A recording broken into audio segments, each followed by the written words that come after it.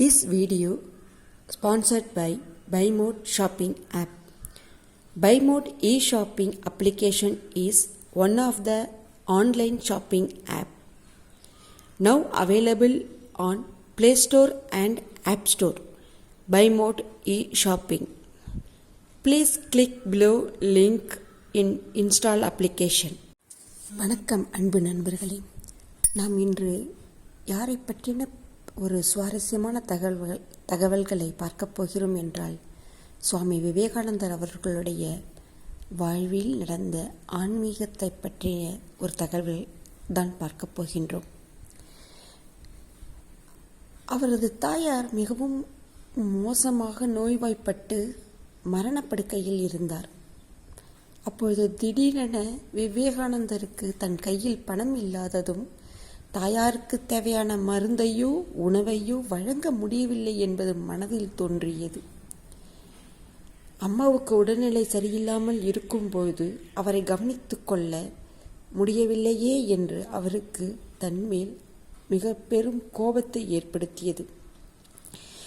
விவேகானந்தரை போன்ற ஒரு மனிதர் கோபப்பட்டால் அவன் உண்மையில் கோபத்தின் உச்சத்தில் உள்ளான் என்பதாகும். ராமகிருஷ்ணனிடம் போனார் விவேகானந்தர். கோபம் வந்தாலும் வேறு எங்கு இல்லை, அங்குதான் போவார் விவேகானந்தர். அவர் ராமகிருஷ்ணரிடம், இதெல்லாம் முட்டாள்தனம், இந்த ஆன்மீகம் இது என்னை எங்கு கொண்டு செல்கிறது? நான் வேலையில் இருந்திருந்தால் நான் செய்ய வேண்டிய விஷயங்களை முறையாக செய்திருப்பேன். இன்று என் அம்மாவை நான் கவனித்துக் கொண்டிருந்தால், நான் அவளுக்கு உணவு மருந்து இவையெல்லாம் கொடுத்திருந்தால், அவளுக்கு ஆறுதல் கொடுத்திருந்தால் அவள் மகிழ்ச்சி அடைந்திருப்பாள். ஆனால் இந்த ஆன்மீகம் என்னை எங்கு கொண்டு செல்கிறது? உடனே ராமகிருஷ்ணர் காளியை வழிபடுபவர் என்பதால் அவரது வீட்டில் காளி சன்னதி இருந்தது. அவர், உன் அம்மாவுக்கு மருந்தும் உணவும் தேவையா? ஏன் அம்மாவிடம் போய் உனக்கு என்ன வேண்டும் என்று கேட்கக்கூடாது? விவேகானந்தருக்கு இது ஒரு நல்ல யோசனையாக தோன்றியது. அவர் சன்னதிக்குள் சென்றார். சுமார் 1 மணி நேரம் கழித்து வெளியே வந்தார். ராமகிருஷ்ணர் காளி அம்மாவிடம், சாப்பாட்டுக்கு பணம், மருந்து வாங்க பணம், தேவையானதை கேட்டாயா என்று கேட்டார். உடனே விவேகானந்தர், இல்லை, மறந்துவிட்டேன் என்றார். மீண்டும் உள்ளே சென்று கேள் என்றார் ராமகிருஷ்ணர். மீண்டும் உள்ளே சென்று சன்னதிக்குள் 4 மணி நேரம் கழித்து வந்தார் விவேகானந்தர். இப்பொழுது அம்மாவிடம் கேட்டாயா என்றார். இப்பொழுதும் விவேகானந்தர், இல்லை, மறந்துவிட்டேன் என்றார். ராமகிருஷ்ணர் மீண்டும் மறுபடியும் போய் உள்ளே சென்று கேள், இந்த முறை மறக்காமல் கேள் என்றார். விவேகானந்தர் உள்ளே சென்று 8 மணி நேரம் கழித்து வெளியே வந்தார். அம்மாவிடம் கேட்டாயா என்று கேட்டார்.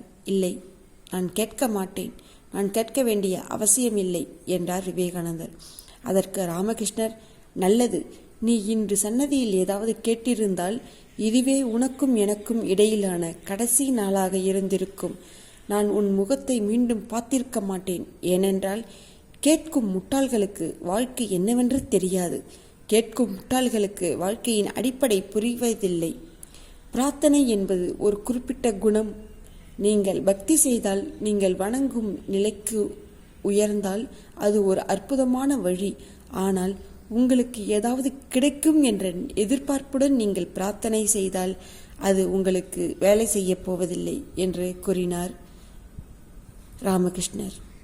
அதையும் முழுமையாக உணர்ந்தவர் நம் விவேகானந்தர். நன்றி, வணக்கம்.